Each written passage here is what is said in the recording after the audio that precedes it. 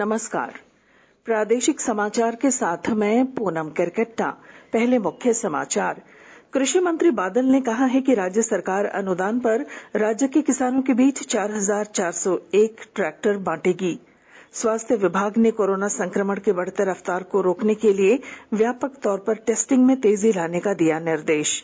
श्रम विभाग की विभिन्न योजनाओं को मजदूरों तक पहुंचाने और उनकी समस्या का निराकरण के लिए राज्य सरकार हर पंचायत में श्रमिक मित्र बहाल करेगी। और अहमदाबाद के नरेंद्र मोदी स्टेडियम में खेले गए चौथे T20 क्रिकेट मैच में कल रात भारत ने इंग्लैंड को 8 रनों से हरा दिया। और अब समाचार विस्तार से। कोविड-19 महामारी के खिलाफ देश एकजुट होकर लड़ रहा है। आप भी हमारे साथ सुरक्षा और बचाव के 3 आसान एहतियाती उपायों का संकल्प लें। मास्क पहनें, 2 गज की दूरी है जरूरी, सुरक्षित दूरी बनाए रखें, हाथ और मुंह साफ रखें। कृषि मंत्री बादल ने कल विधानसभा के बजट सत्र में चर्चा के दौरान कहा कि राज्य सरकार अनुदान पर किसानों के बीच 4,401 ट्रैक्टर बांटेगी। श्री बादल ने कहा कि राज्य सरकार 1,000 कस्टमाइज्ड हायरिंग सेंटर भी खोलेगी। उन्होंने कहा कि पहले चरण में पायलट प्रोजेक्ट के तहत 15 कस्टमाइज्ड हायरिंग सेंटर खोले जाएंगे। वहीं पहले चरण में अनुदान किसानों को 1,000 ट्रैक्टर दिए जाएंगे। उन्होंने बताया कि इस वित्त वर्ष में 45 एग्री क्लिनिक भी खोले जाएंगे। राज्य में पिछले कुछ दिनों से कोरोना के नए मरीजों की संख्या लगातार बढ़ रही है। स्वास्थ्य सचिव के सोन ने सभी उपायुक्तों और प्रमंडलीय आयुक्तों को पत्र भेजकर कोरोना संक्रमण की बढ़ती रफ्तार को रोकने के लिए व्यापक तौर पर टेस्टिंग में तेजी लाने का निर्देश दिया है। उन्होंने इस ओर ध्यान दिलाते हुए अपने पत्र में कहा कि हाल के दिनों में राज्य में कोरोना का संक्रमण बढ़ा है, जबकि पिछले कुछ महीनों में जांच में गिरावट आई है। इस पर सख्त निगरानी रखने की जरूरत है। वहीं पुराने मरीजों के स्वस्थ होने के मुकाबले कोरोना संक्रमितों के सक्रिय मामले राज्य में बढ़ रहे हैं। राज्य में एक समय कोरोना के सक्रिय मामले घटकर 425 हो गए थे। अब ये संख्या एक बार फिर से 624 हो गई है। कल राज्य के विभिन्न जिलों में कुल 13,663 लोगों की कोरोना जांच की गई, जिनमें 97 संक्रमित पाए गए। राज्य के 12 जिलों में नए संक्रमित मिले हैं। इनमें रांची के 38, पूर्वी सिंहभूम के 24, पश्चिमी सिंहभूम के 10, रामगढ़ तथा बोकारो के 8-8 और देवघर, दुमका, गुमला, हजारीबाग, लोहरदगा तथा साहिबगंज के 1-1 संक्रमित शामिल हैं। हाल के दिनों में राज्य में लगातार 50 से अधिक नए संक्रमित सामने आए हैं। पिछले 2 सप्ताह में 12 जिलों में संक्रमित मरीजों की संख्या में वृद्धि हुई है।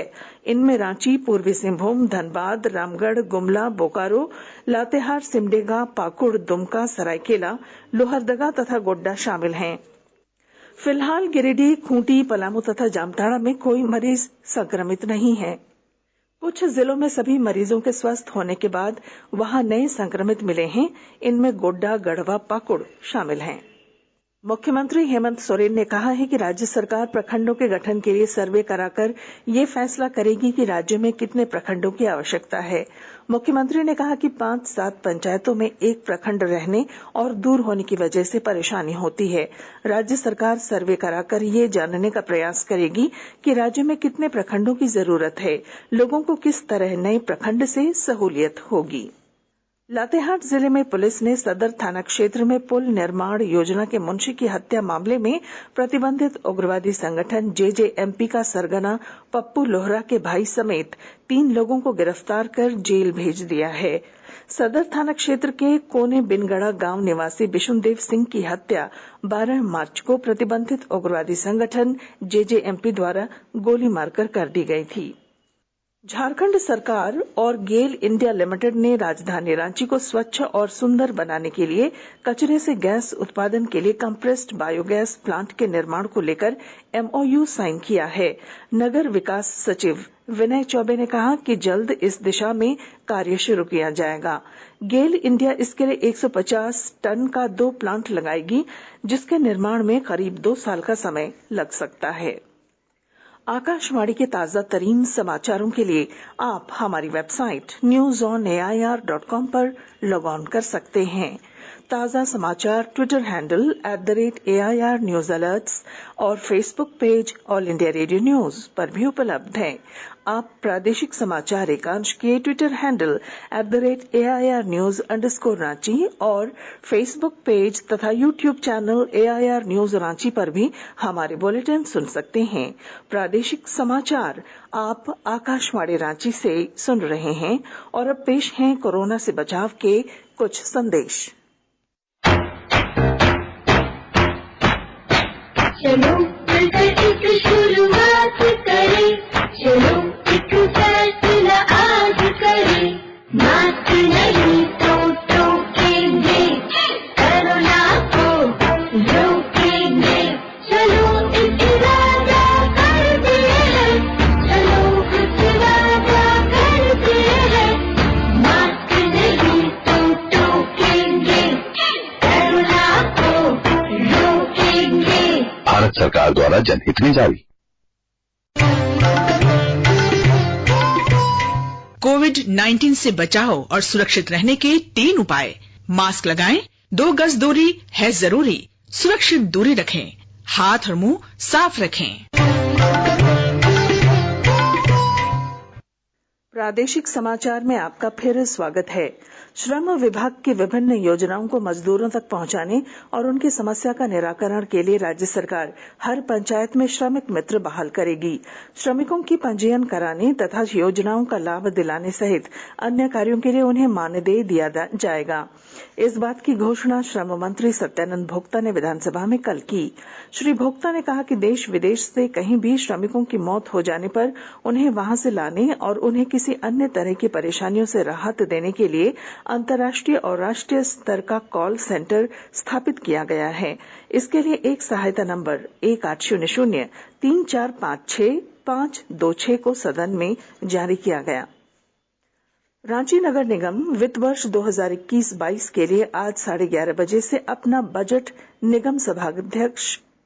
निगम सभा कक्ष में होने वाली स्टैंडिंग कमेटी की बैठक में पेश करेगा। निगम ने कोरोना के कारण चालू वित्त वर्ष में करीब 25% कम रेवेन्यू मिलने के बावजूद पिछले वर्ष के मुकाबले इस बार बजट का आकार बढ़ाने की घोषणा की है। चालू वित्त वर्ष का बजट 2262 करोड़ रुपए का था। बजट में निगम को आर्थिक रूप से मजबूत बनाने के लिए हर घर से होल्डिंग टैक्स वसूलने, वाटर कनेक्शन देने और सभी व्यवसाय के लिए ट्रेड लाइसेंस अनिवार्य करने पर जोर देने की घोषणा की गई।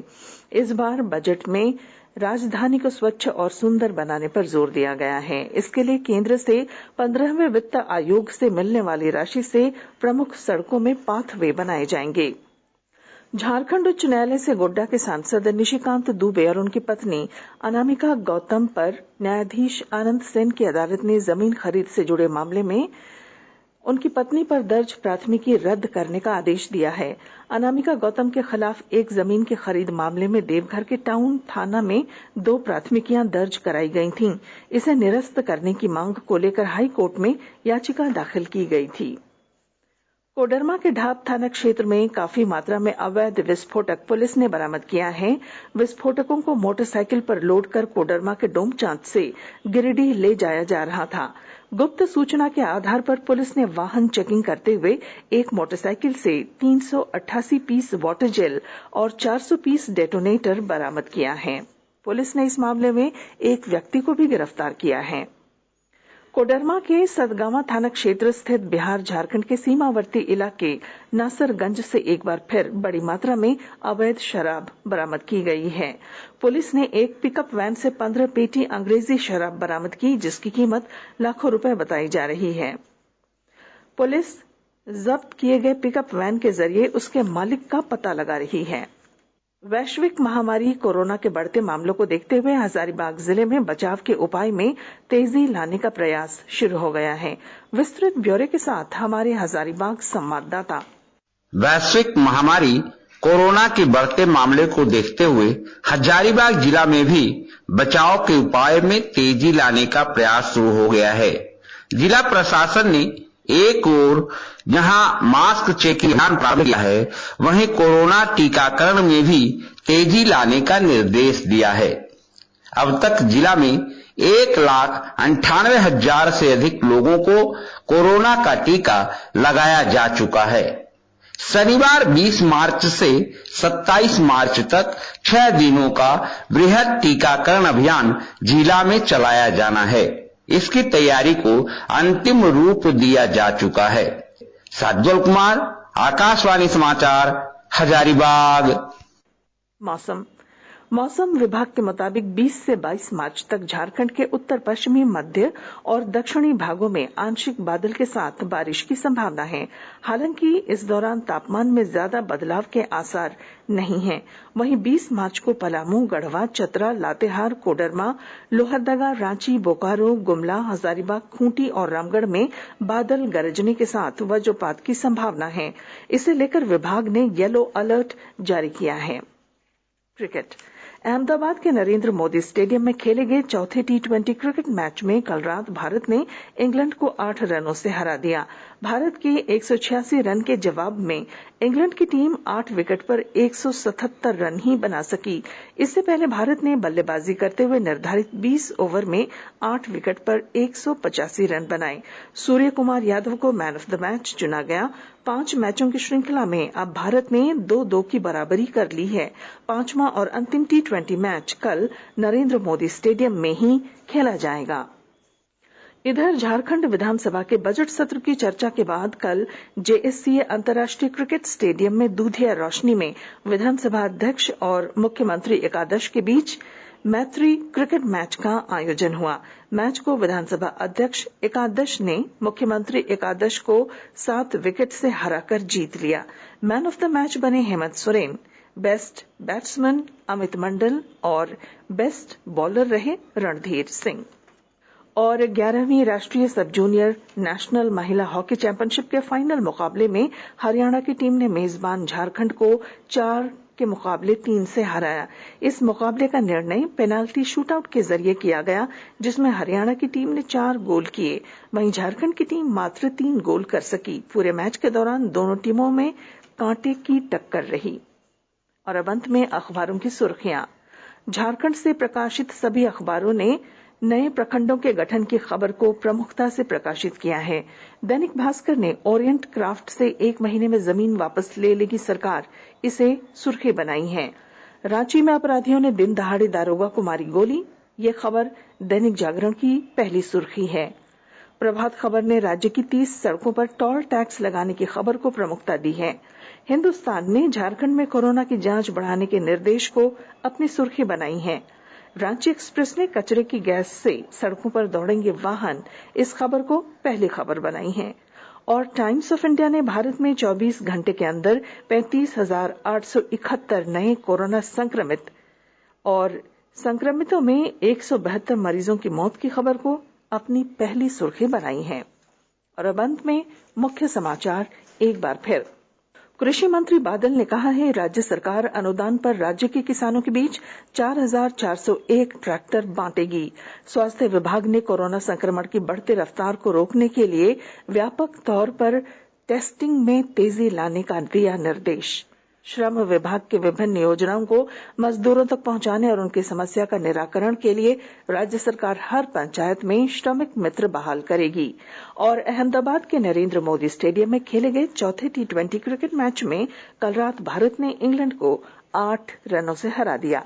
और इसके साथ ही आकाशवाणी रांची से प्रादेशिक समाचार का ये बुलेटिन समाप्त हुआ। नमस्कार।